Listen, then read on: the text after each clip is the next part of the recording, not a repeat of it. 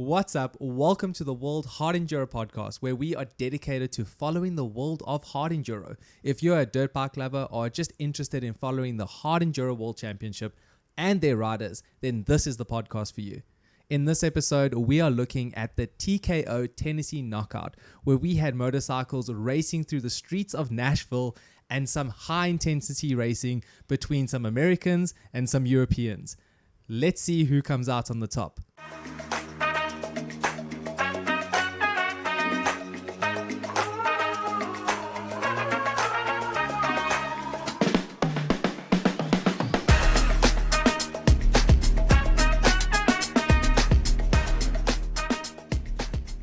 So that pretty much wraps up the fifth round of the Hard Enduro World Championship from TKO Tennessee Knockout. Man, what an awesome race. I'm really vibing with these short course, very spectator friendly type of hard enduro races. I have to agree 100%. Those events are very intriguing. I must say this is the one that captured my eyes and attention the most, especially the prologue. That was exceptional, and yeah, just having the combination of all riders, I think it was an exceptionally good event.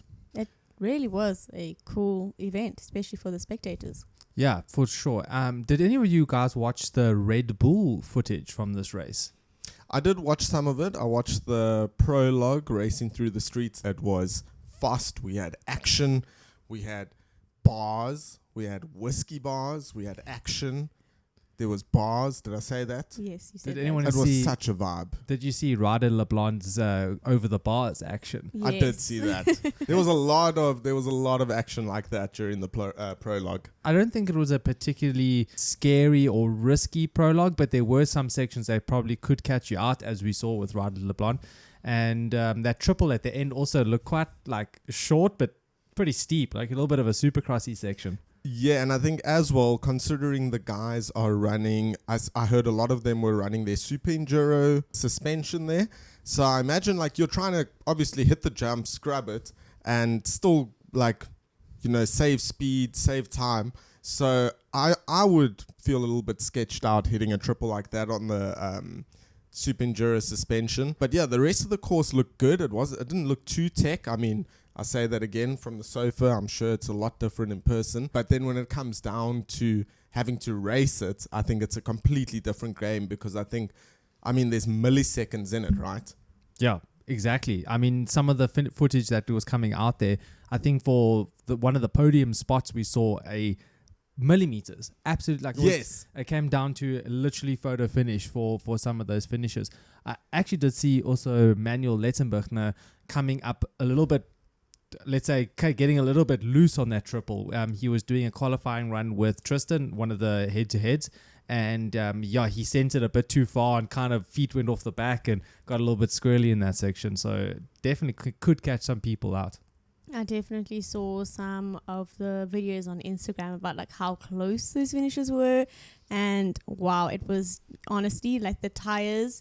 It comes down to like which tire knobbly goes over the finish line first. I was like, wow, this is so crazy how like well matched the riders were in those head-to-head races. I know that like some of the riders, their vibe with the prologue was that like the crowd was there like all day, the music was pumping, and that like the race was like just sick. Like it was just such a sick vibe to be participating in that prologue. And the only time in the year that we're seeing the Americans versus the Europeans going head to head on this style of like super enduro track. So not only are we seeing hard enduro in the mountains and some like natural stuff, but also some man-made features and one-to-one head-to-head battles. And I gotta say, the Americans seem to pull through there, eh? Yeah, they did seem to pull through. Just to backtrack, that picture that you're talking about, I could actually not even tell who had won by the picture. It was so close. I mean, when you're watching it on TV, like you hear these bands playing in the background. There's full-on people chilling on the top of rooftops, like Taryn mentioned, enjoying a drink, like life is going on. And then in the street, there's just a super enduro, straight rhythm type style race going on. And I don't know what it was about it, but everyone just looked so cool. Like there's something about the American side of things where riders look exceptionally like stylish. And it was cool to see that input from not only the Americans, but it seemed like the Europeans also brought their like style with them. I mean, Manni's gear was tricked out. We had the Huskies with that vintage look. They looked wicked. It was so exciting, man. Let's actually talk more about that, because we see that quite often that America, let's say KTM groups, so Husqvarna, Gas, they tend to do things a bit differently from the Europeans, right? With Trystan on the Alpine Star FMF, KTM factory racing team, and then you've also got the Husky guys kind of embracing that retro edition of a heritage edition of the Husky motorcycles. You don't really see that with Billy Bolt, right? Or any of the factory, quote unquote, HQ headquarter factory races. So really cool to see the Americans doing something a little bit different, and it shows. You can see within the style, the bikes are looking super, super trick. I think that's definitely one race that I would love to absorb all the bikes. I think you'd find some really cool, interesting parts and like different brands on bikes that you wouldn't normally see. Yeah, I agree with you. It looks so trick. I love it. Everything is just super flashy. I mean, I've always wondered, like, when I watch the FIM, like, I always wonder, okay, why aren't the guys like as stylish? And I'm not bashing anyone at all. I just noticed, in moto, like especially American moto, like the guys look so trick. But as well with MXGP, sometimes I look at their gear setup and it's a little bit bland. So I love that, like the Americans are pushing the envelope and making guys step out of the usual orange on a KTM or white on a Husky. I think it's cool. I think it's wicked. And I hope that it doesn't just happen in the American race. I hope that it spills over. I mean, you had it last year with Manni. I think on home grounds he was wearing some sort of, I don't know what the correct terminology is, like leotard type Fox gear, which speed suit. Yeah, no. I mean the design. Sorry, the design from last year, Yes. like exactly. lumberjack kind of, or whatever it was. I can't remember, but I wasn't vibing with that. But yeah, lumberjack, and I completely understand what you're talking about. I completely zoned out. Yeah. Sorry. No. What is it called? We're probably going to get some hate in the comments for that, but Oktoberfest, maybe. Oktoberfest attire. It looked very Oktoberfestish. Yeah. It was a cool fit though. I think it fitted really well because that gear design was made for the Getson Rodeo, which was the final race of last year's championship where Manni took the win and then the whole championship. And again, also matching that race to TKO Tennessee Knockout, like massive crowds out inside the mountains, really good spectator value. It was just a good racetrack, good racing just in general. I think that the short format, very close circuit, multiple laps type of racing is something that probably needs to get used a bit more in the future. Yeah, I think it's the way to go. Taryn, who was your favorite gear or rider from what you saw from socials from that prologue? From the prologue? Who stood out to you? Who do you remember? You can even just name colors and we can call the rider. Orange. I think that's the one who fell. Who was it? Orange, the one. Oh, no. The guy that fell was Ryder LeBlond on a Husky, a blue bike. Oh, I saw another. With yellow kits, like orangey yellow kits. I saw something. Okay, maybe it was the lights that made it look a little bit more orange, but not like a deep orange, like a light could be orange. Yep. I thought he looked pretty fresh. But to be honest, what got me was everyone like with the cowboy hats at the finish. Right. I thought that was like the best part. I was like, that's like for me, that's so cool. Right, that's so cool. And you also see the Europeans going to the local cowboy shop, or I don't know what you would call it, but then Hooters.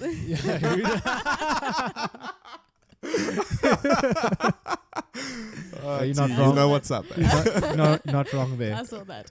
But they go to Hooters after they get their leather cowboy boots Yes. and cowboy hat, and they do go a little jiggy in the room there. Yeah.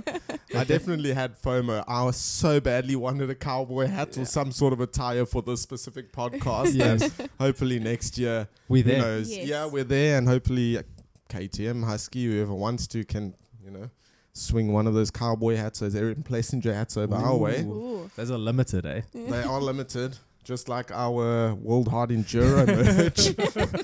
I see you're wearing the new stuff. It's pretty hard to get your hands on that. Too soon. But yeah, that prologue was truly awesome. Also, good to mention, not for points, just a show.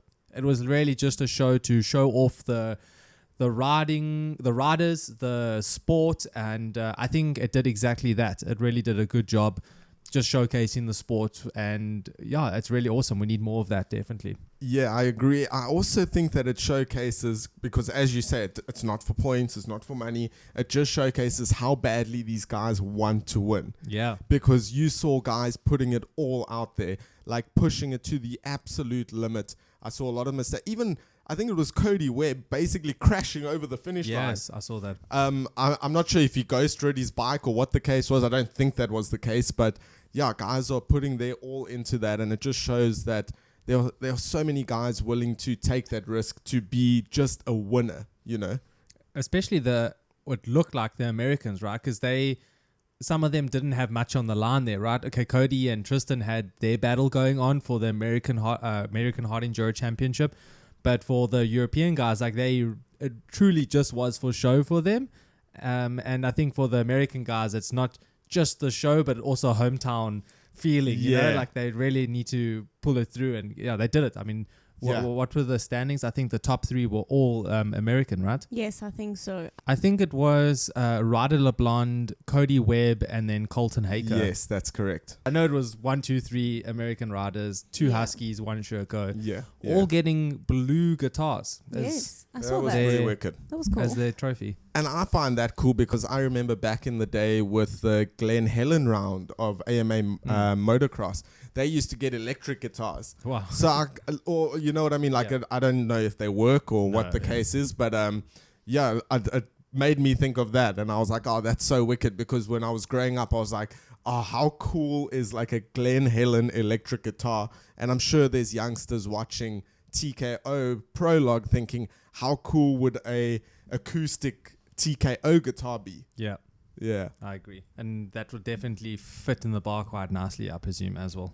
Correct. Moving on to the Saturday. Moving on to the Hotlap.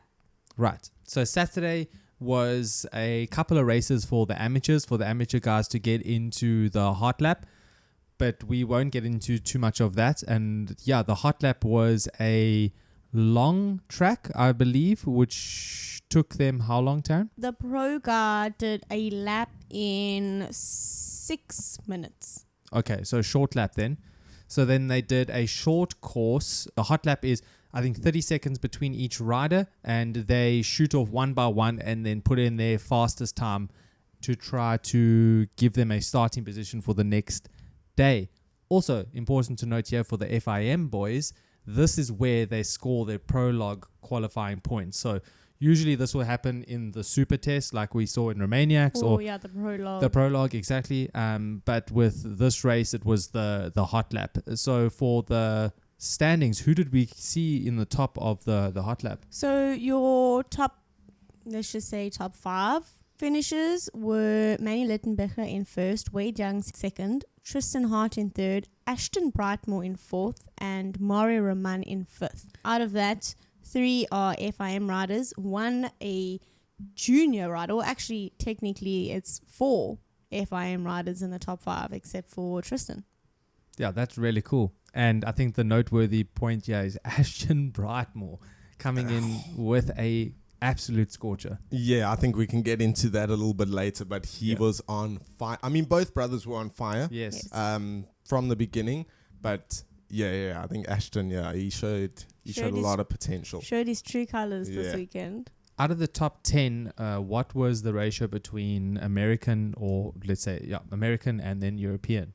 Well, in top 10, 7 are, I would say, European. But obviously, Graham Jarvis is not part of FIM, and Ashton was also technically not part of FIM because he's a junior. But from the American side, you have Trystan Hart, Colton Haker, and Cody Webb. Only 3 in the top 10 from the American side. Well, the boys were absolutely on it. And also good to see Graham Jarvis putting in a heater inside this race. I would say that usually in these types of short format races that you would see the younger guys or the more quicker guys, more motocrossy guys take over. But he seemed to hold his own inside that hot lap. I have a question. Do you think that with the Americans, I mean, it was their last round of the championship, right? Do you think that some of them may have been taking it easy just to try and get the points from this race and finish the championship safely? Or do you think they would have still been pushing all out? Is that why there were more Europeans in the top 10, on this specific day? I think two points here. One point is that FIM boys are racing for points here. So and the American hard enduro guys aren't racing for points. Okay. So FIM top 3 get points 3, 2, 1 for the respective positions. So that could be 1 point. And then the second point is I think that the Americans, a lot of them actually have very interesting situations at the moment with like budget cuts from race teams as well as injuries as well. Some retirements coming up as well from what I heard. That. Not confirmed, but... Exactly. So I think there's a lot of turmoil going on actually with, not turmoil, but a lot of things changing with the American side of things, which could also be a very interesting point. But I know that Trystan Hart, he had like an interview after the end of the race, and he basically said that like, in his opinion, you want to win that first one. You want to win the hot lap. You want to win that first round of the Sunday as well, because that gives you that momentum. And for him, he believes that like if you win from the first one, it's crucial to keep that winning mindset to make it to the end. Because when he won the last time, he won every round and then won the overall. So let's actually jump into the next day then. They have 3 races on that day, race 1, race 2, and then the finals. Each race gets knocked down. From the first race to the second race, it's 2:30, and then from the second race to the final, it's 20. And if I'm not mistaken, Manni won all 3 of his races. Or 2, and then... he won the hot lap, he won the first race, won the second race, and we'll wait until the end to see the results. Yeah. I'm not a betting man, but I mean, if I had to, I would put my money on Manni every time, except when there's anything super enduro-y, or it seems like as well straight rhythmy, back jumpy things. I'm not sure what it is, but... yeah, it doesn't seem like that's his forte.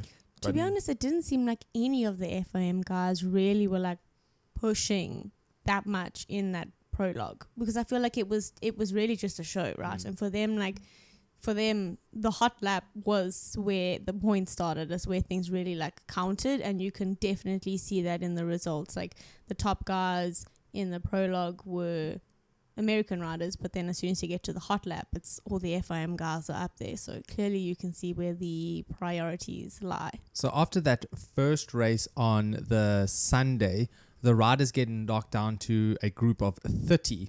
The top 30 from race 1 move to race 2. Race 2 is divided into 5 groups of 6 riders. They race against each other in those groups. The top 4 of each group then move on to the main race, which is the third final race. The winner of each group is the front row of the final race in race 3.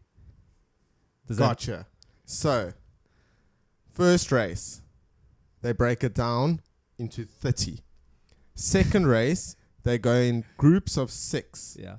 The winners of those races will obviously go through to the third race. Yes. But so will second, third, and fourth place. In the respective rows. So there'll be 4 rows. In the final race. And yes. All of the first places and the first row. Exactly what I'm saying. Got it. Exactly. Okay. You got it. I hit the nail on the head. On the head. On the head. So these are your 5 groups that participated or raced in TKO race 2. And the top 4 from each group make it through to the final race. The last 2 didn't qualify for the last race. So every top 4 that I mentioned will make it into the race. So in the first group, you had Manni Lettenbecher, Mitch Brightmore, Jordan Ashburn, and Francis Moret that made it. And then James Flynn and Radford Chug, they did not make it. Then in row 2, you have Theodore Kobachev, Ryder LeBlanc, Cody Webb, Graham Jarvis, who did make it through, Logan Bolopi, and Ryder Guest, they did not make it. Then in row 3, you have Tristan Hart, Will Royden, Ashton Brightmore, Cooper Abbott. They made it through to the final. Hayden Moser and Jaden Danner didn't qualify.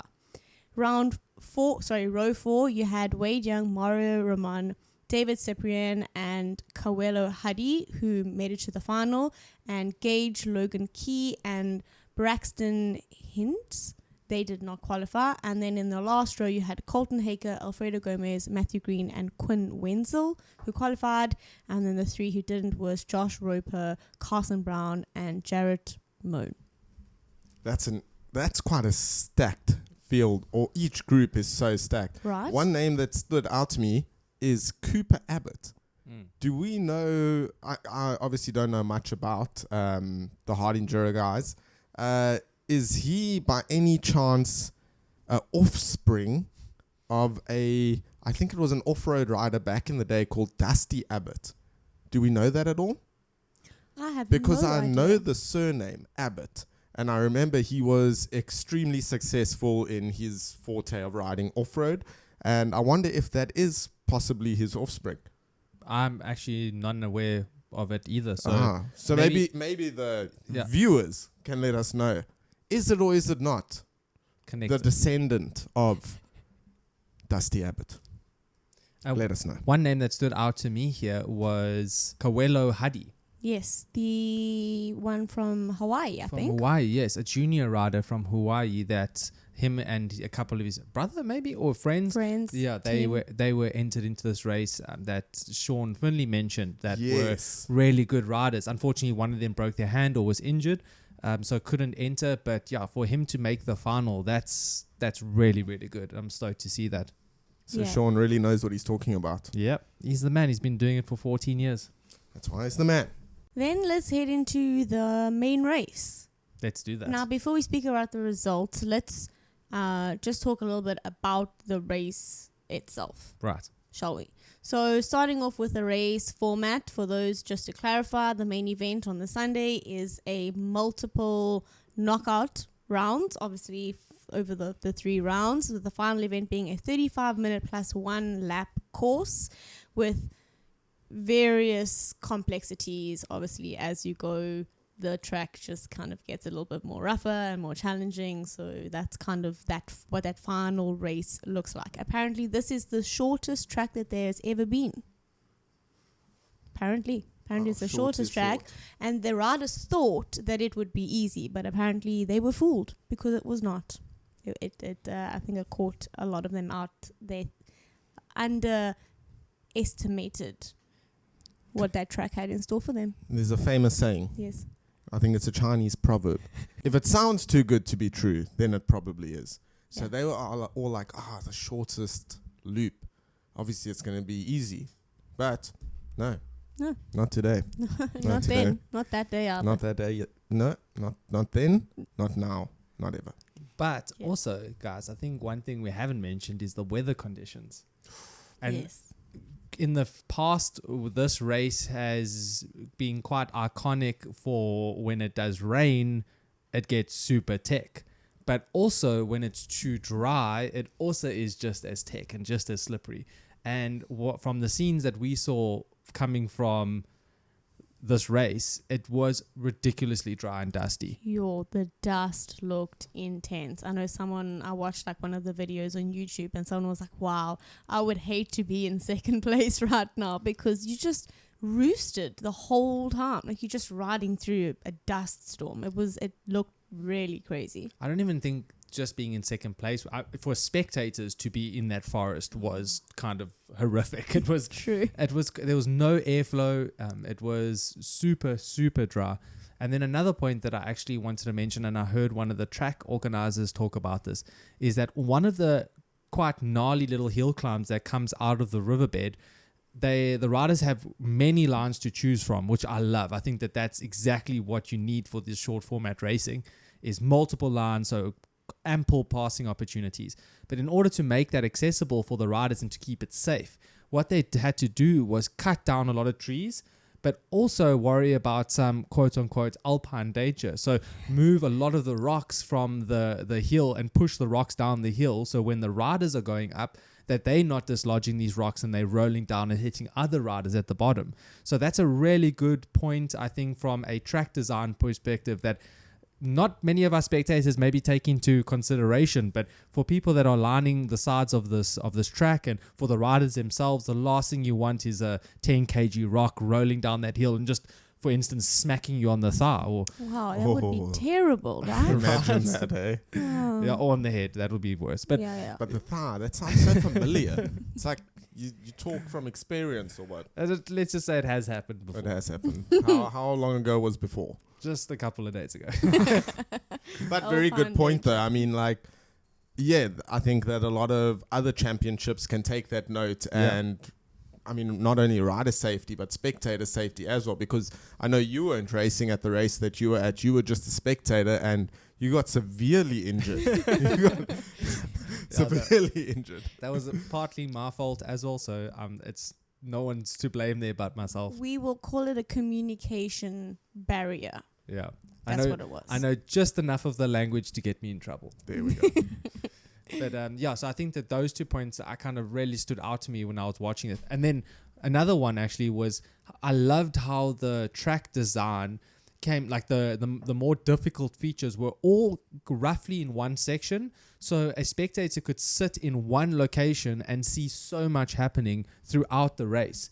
Like he could see a pass for first, but then he could also see a pass for 10th or a crash from 20th, or whatever it was. Like you could see so many things going on in one location, which again just puts that spectator value through the roof. Like you will pay for tickets, right, to go to that event.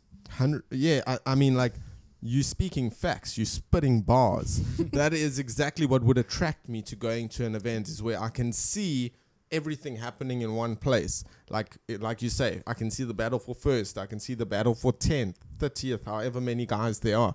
That is something that I would pay for, as opposed to just sitting in one spot and you just see one guy go up once at a time and then that's it. And then also, other than spectator value, media value. Like, yes. and this is where we're coming from as well. Unfortunately, we weren't there, and we still got to see, as a spectator point of view, the battle for first, but then also Colton Haker passing someone for fourth or fifth, And I think and then so many different media platforms and outlets, and think, Taryn, you can also speak from your experience from Romaniacs. Not an easy place to get content and to share the sport. Not at all. But I must say, if you look on YouTube, for example, at TKO 2024, there's so many videos already, which just shows how accessible it is to media, to spectators. I mean, obviously, us not being there is not ideal, but there is so much content about the race that we can keep up to date with what's going on and see so many different angles and perspectives of what's going on, because the race was just so well structured to cater to that. And the crouching tiger himself, it's hard to miss him without a helmet in his hand with a GoPro strapped on the top of it, right? Everyone's got like a really good not a gimbal, like a extender pole, or some sort of device to get that GoPro in the action. But he doesn't need that. He just puts it on the top of his helmet, creates awareness for the sponsors that put a sticker there. Probably they pay a fortune for that sticker placement, and he just puts that helmet straight in the action. Right, that's a prime piece of real estate. Yeah. We must try and get our stickers on there. I don't even know why we're buying camera gear anymore. We should just buy a GoPro and a helmet. Yeah, but and we don't even race or don't even ride. We just pick a helmet, and that is our gimbal for the race. But I feel like Paul somehow has a built-in gimbal as well. Right? Yeah, he is. It's like his hand. It's like a chicken's head. It just stays in one place. That helmet is so firm and so. It's so well planted. It's like stable, right? It's stable. That's the word I'm looking for. Stable. Yeah. And then, good job, Paul. And then also the bike he was riding, we should do this every race or every pod actually, is analyze Paul Bolton.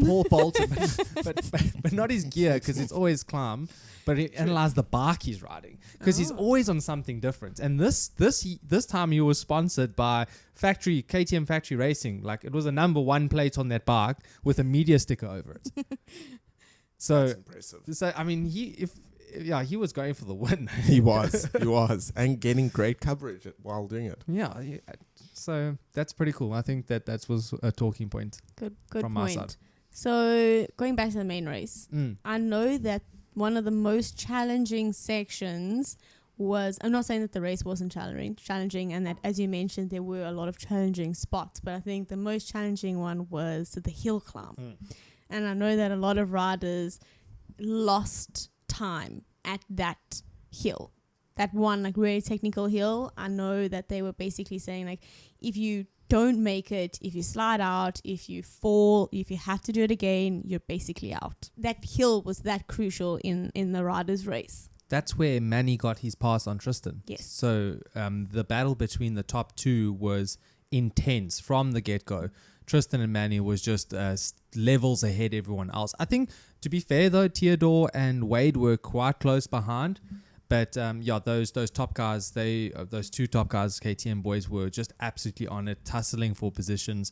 And it seemed like, imagine watching that and just every lap you don't know what's going to happen. And that hill, as you said, was a crucial, pivotal role from that. And it was laps, right? So you knew that you had to get up that hill every lap, right? And I know that the US Hard Enduro YouTube channel, they have a really good video with some interviews with the riders, and Trystan was saying, he asked Trystan, how did you feel about that hill? And he was like, man, I just got to the bottom and I was praying every time that I would just make it up, because not as easy as it looked. And by the time they got there, just tired, exhausted with the humidity, I think it was a lot more strenuous than what they had anticipated. Yeah. That hill is actually the same hill that they de-rocked and de-rooted and took all the trees out. So that would make sense. I think it's the same one. I saw quite an interesting passing maneuver from Mario trying to overtake Ashton on that hill. And Mario tried to take an inside line, which was a lot steeper, and he just absolutely binned it on this hill and just flipped the bike over. And it wasn't like he lost about 3 positions in that section. But I must say, Mario was on something else compared to everyone else. Whenever you heard a bike on the pipe just absolutely screaming, it was 95% of the time Mario. And if you didn't hear a bike at all, it was Graham Jarvis. He's just so smooth. Yeah, you just don't hear it. It's just like he's just... like on an electric bike. He's Just just bogging like 3rd gear. Yeah. Up the hills, wherever. And Mario's tap just clutching. You could say that sounds like my style of enduro. Like when I go out there, it's just like, pop it and drop it. But I definitely did see some interesting passes at that hill climb. But I think there was a lot of places there that could have caught some places out. I know that there was another hill climb with a very off-camber section where also Trystan got a bit hung up, and then Manni had to kind of wait behind. But Manni was playing such a strategic game, just waiting for the right moment. I think both of them were so close. I think like Trystan and Manni, they were really close in this race that like either one of them actually could have taken it, because it was really back and forth the whole of that main race. And if it wasn't for that mistake that Trystan had made, then Manni may not have gotten past him for the win. So I think that it really was a close call between the both of them, and I think they were both really evenly matched in that final race.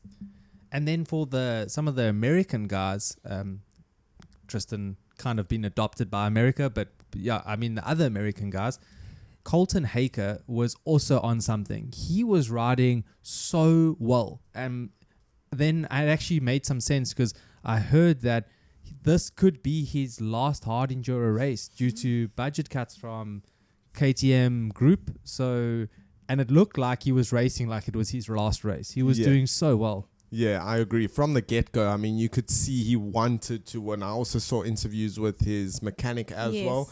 And yeah, even though it's not confirmed, I think they're hinting that it pretty much is. But with the performance like he put on at TKO, I mean, it doesn't do any harm in helping him to still ride next year. Like, he put on a good performance. Just to backtrack again, something that makes me super excited about the Manni and Trystan battle is that, because if I think about it, like Colton Haker and Cody Webb, they're kind of like at the twilight of their career. I mean, they're both still riding phenomenal, but they're both, I mean, talks of Colton now retiring and Cody being about 35. They're at the end of the spectrum. And it's so good to see Trystan and Manni. They're pretty much in their prime, if not reaching it. So I think there's still so many years of battling between those two. Even though Manni's seems to be getting the upper hand, I still think there are a lot of years ahead of us of those two just going at it. I heard Manni make a statement that, in his opinion, Trystan is the king in America. Really? Yeah, he said that. But he's saying that. In his own words. But he's saying that from after winning TKO. I think that's just like such. To be fair, like, great guy. Don't get me wrong, great guy. But like, he wouldn't be saying that if he got beat. Maybe. I don't know. Maybe not. Maybe he will. Actually, he's a great guy. He probably will. But like, I just think that you can't say that he's the king, but then you take the first place trophy. Oh, that's just, like, it's just like the perfect thing to say, because no one can like hate you for it. You know, you get like Danger Boy Deegan, who is like cocky on the podium, and he just like speaks and stirs the pot, and he has haters for that. But there's a reason, right? Because he's splurging out like the BS and like getting under and in the guys' heads. And then you get Manni, who's like, oh yeah, he's the king. Like, how can you be upset with that guy? How can you bash him? Like, exactly. He plays the game so well. And Trystan was clearly not happy with second place, even after taking the US Hard Enduro Championship. So getting his job done inside his racing series. And for Manni to say that to him, to be fair, I wouldn't be too happy. I wouldn't be. Yeah, you'd be a grumpy boy. Get on your bike. Let's go right now. You and me. One more thing I wanted to say about Colton Haker before we leave is, did anyone see him finish? I fully heard about that finish. Did you see it? I didn't see it, but I heard from him about it. So what he does, right, is now it's kind of his final race. He's lying 6th inside TKO. He's pretty much got 6th in the bag. He passes the Motor Rex kind of section, but he needs to turn left and then go under the Red Bull arch where the flag is and where the timing is. But for some reason, this guy just absolutely just throws his bike to the right, kind of ghost rides it to the right, thinking that he's passed the finish line. And he's kind of celebrating or whatever. And everyone's like, no, you must pass the finish line. You must pass the finish line. So runs, gets back on his bike, and then Alfredo Gomez passes him. And he loses 6th for that to Alfredo. That's so unlucky. Yeah, a premature celebration. Lost in 6th place. That makes me think of, I once watched a MXGP race live in Sun City, South Africa. And this was probably 06 maybe, when Stefan Everts was still around. And very exact same thing. He came over, there was a rhythm section along the grandstand. He came over, he was in first, celebrates, takes his hand off, and he's cheering, lands, crashes, and loses the race on the last lap from celebrating. So at least this was not for a win. Imagine that was for a win. That would have been harsh. That would have hurt. Yeah, that would have been harsh. So you saw a lot of, I saw a Husky cowboy hat there. Very nice looking Husky cowboy hat. I believe it was Colton's mechanic, because I saw the same one. Oh, really? Because he was standing there and then his head just went down like this. Yes. No. Or it could have been one of the other, but I did notice his mechanic with an extremely good looking cowboy hat on. Yeah, we should try some cowboy hats. we need to get our hands on some. Back to the results. So, if you didn't know, the winner was Manni Littenberger. Official winner of the 2024 TKO after a very fierce fight with Trystan Hart, but as we have established, came out as the winner. Then in second, we have Trystan Hart. Despite coming in second at TKO, he is also the AMA US Hard Enduro Premier Championship winner now over Cody Webb. And let's go a little bit into those like standings. So for the 2024 point standings, you have your top 5. You have Trystan Hart in first, Cody Webb in second, Ryder LeBlanc in third, Will Royden in fourth, and Colton Haker in fifth. Wow, cool. I think this deserves a round of applause for Trystan Hart. See if you're going to get it right. Let's see if we're going to get it right. We're not going to get it right because we took those off. Just give it a go. It's going to be great. Okay, well, we can just give him a round of applause then. Well done, Trystan. Good on you, job, mate. bro. Good on you. No, that's How appropriate for TKO, actually. Alright. So then Bring going it. into third place, the final podium finisher, Wade Young. get it, boy. Yes, boy. There's Boca! Fast bait. Yeah, he's had a pretty good, consistent performance. But as you said, we'll discuss how the FIM riders have done. But they did have a discussion with him after the race and said, yeah, he made a couple mistakes in the beginning. Definitely an intense race. Dry, but as you said, Brandon, still slippery. So still quite a tough one, and that the weather made it also pretty tough with the humidity. Then in fourth, you have Theodore Kabachev, and rounding out in fifth, a young Ashton Brightmore. Wow. Right? That was a ride. And to think Good job, that Ashton. If his brother was not actually racing FIM Hard Enduro Championship, the elite class, he probably would not have gone, right?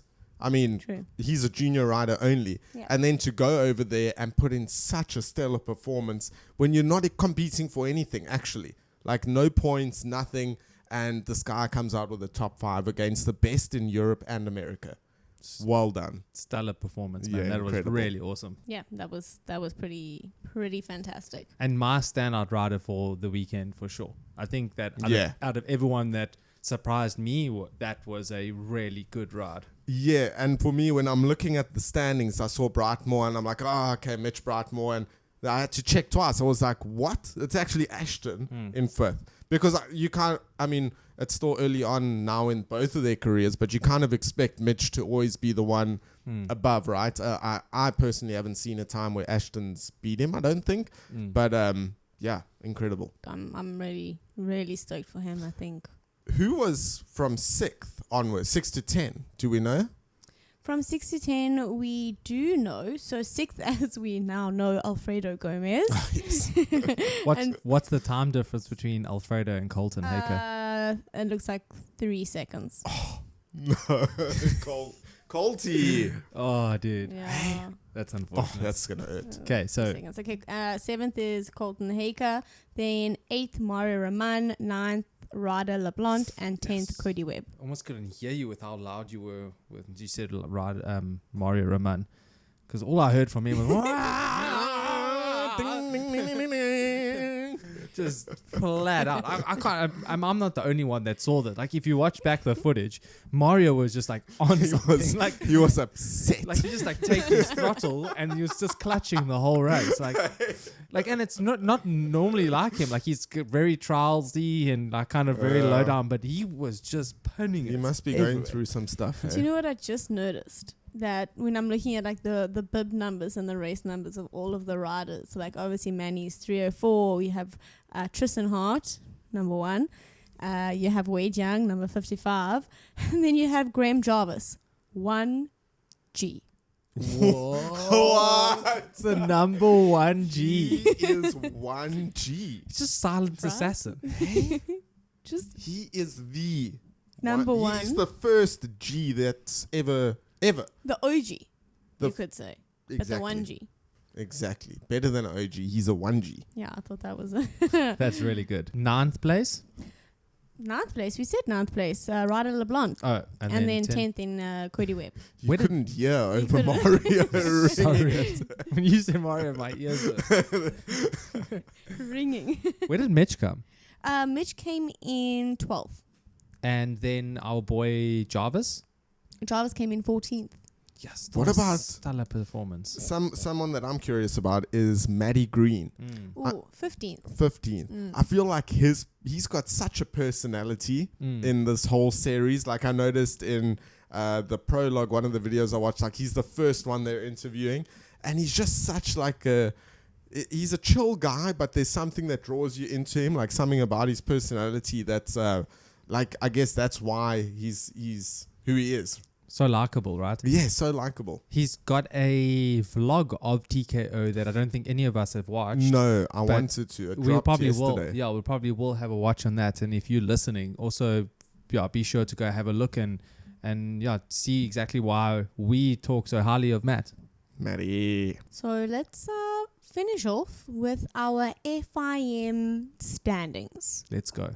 So in first, we still have Manni, who has 90 points. Second, we have Wade with 81. Third, Mario Roman with 74. Tero Kabachev in fourth with 72. In fifth, you have Mitch Brightmore with 60 points. Sixth is Matthew Green with 45. Get it, boy. Seventh is Francis Moret with 43. Eighth is Alfredo Gomez with 37. Ninth is Mark Reba with 31. And in 10th position, you have David Cyprian with 28 points. And those are your top 10 for the FIM Pro Riders results. I don't have a question, but more of a statement. How solid have Matty Green and Wade Young been this year? Like they've just been putting in those solid performances. I mean, I'm surprised not surprised, but to see Matty in sixth, like he's been putting in the consistent results, and Wade in second. If you take Manni, who is not from this planet, out of there, Wade just switching to gas and already basically the best of the rest in the field. These two boys are just, they're riding exceptional this year. Speaking about Wade, actually, like I was looking at how his performance was over the last couple of rounds, and he's been like pretty consistent. I mean, in the 5 rounds, he's had a 7th, a 3rd, a 1st, a 5th, and a 2nd. And that obviously comes up to 81 points. With Manuel being, 9 points ahead of him, I mean, you just need to have one bad race. Right. And, but let's see. We never know. One person I want to mention here is Mark Rebo in 9th position that actually didn't even race inside TKO. So for him to still be in 9th position, not even score points inside TKO, that's pretty good because David Cyprian, he did go, but he didn't score points inside the UK, unfortunately, because his bikes got stolen. Bastards. Also Romaniacs, he didn't get any points because his bike fell off the cliff, I think. Exactly. Yeah. Oh my goodness. Yeah. So two Oh, of the he's races. really doing well. But he had a good race this one though. In terms of results. Yeah, exactly. Yeah. And then my second point was Wade Young, and the battle for first with Wade Young and Manni Letzenbergner is now moving on to Turkey, Sea to Sky. Yes. And this race, Wade knows all too well. He's been there like pretty much for the last 5 or 6 years. He's gone there so often, and I think that this could be the place where Wade takes an outright victory over Manuel Letzenbergner. Oh, statements That's being made. I would love to see that.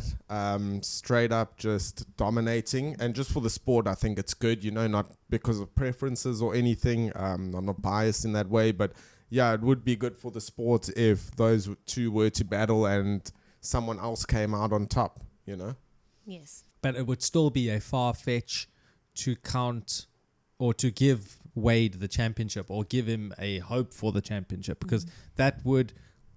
It would only give them not that many points difference. 3 points difference between first and second. So yeah. If Wade did win, most probably Manuel will be in second. Like let's say third is like the absolute lowest that Manuel will probably go. I still don't think it's enough to regain a championship contention between these two. And we just don't see Manuel Letzenbergner making mistakes. You don't. You don't see him making mistakes. Yes, he makes maybe 1 or 2 small mistakes in the forest, but no one sees it, and you don't see it on the time sheet either.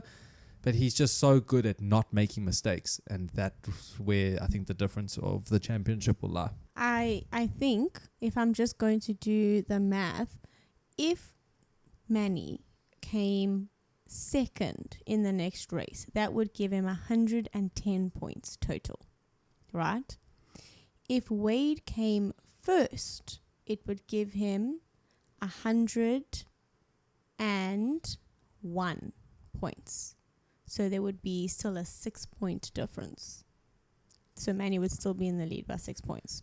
First position is 20 points. Second position is 17.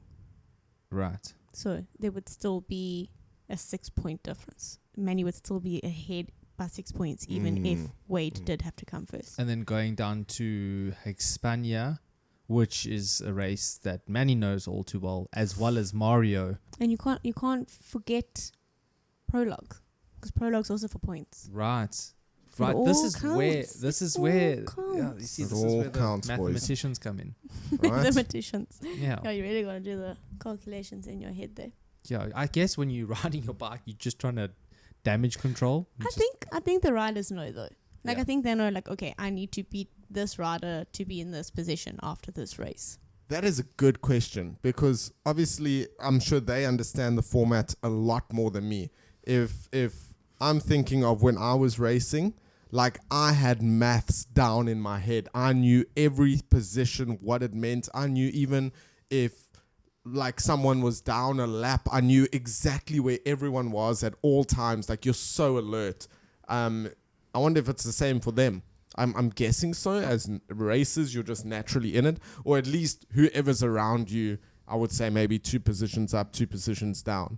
Doesn't it usually become like that when you do get to the end of the season normally, right? Because at the start of the season, it's like you just do your best, right? The first 2-3 races, it's like you just try to do whatever you can do. But then when you get to those last races, it's like, okay, now. Yeah, I think, yeah, for sure in the big scheme of things. But like for me personally, I was just like, okay, because I was maybe a podium guy nationally. Like if I was lucky, you know, maybe top 5, and like every race that I could do well in, like it meant something to me. I was never chasing a championship, or at least not nationally.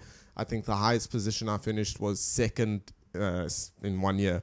But yeah, so every race I was like just trying to get on the podium, you know, and then you're calculating everything. Like, yeah, I think for them obviously different, but you're always just trying your best, right? But even when you're trying your best, like you're still calculating who's around you, what's going on. Of course, I think so. Why did you take maths lit then? It wasn't by choice. My maths teacher basically, because I just didn't put the effort in, and I think it was grade 11. On my final reports, I had like 19% for maths. Oh, you do maths core? I did maths core. And then you went to maths. Oh, and okay. then, sorry then. When I walked into class on the first day of grade 12, my teacher looked at me and he was like, no ways, you get the hell out of here and go to maths lit. Mr. So Leander. it wasn't by choice. You were kicked out of math. Yeah, but with good reason. Okay. I mean, when you score that low, I think, yeah, it's time to take you it should down have a notch. You should have been shooting for podium points there. Yeah, but I was that was like at the peak of my racing career. So maths. Yeah, that was not my priority at all. Yeah, like at that point, I was still very convinced that like I'm gonna be a pro one day. Yeah. You know, like you still have that delusional hope, I guess. But yeah. Look at us now. Yeah, We're look at We're us. there, we're there, but we're here. We're there, but we are. Yeah. But I think that pretty much wraps up our post-race TKO podcast. Yes. As usual, if you guys enjoyed the podcast, please feel free to rate us on any of the podcast platforms. If you're watching us on YouTube, feel free to drop a comment. And if you want to keep up to date with any of the latest pods that come out, make sure to subscribe. And from us here at the World Hard Enduro team, we'll see you at the next one. And don't forget to add some gas, boys and girls. And Mario. Yo, Mario. On the pop.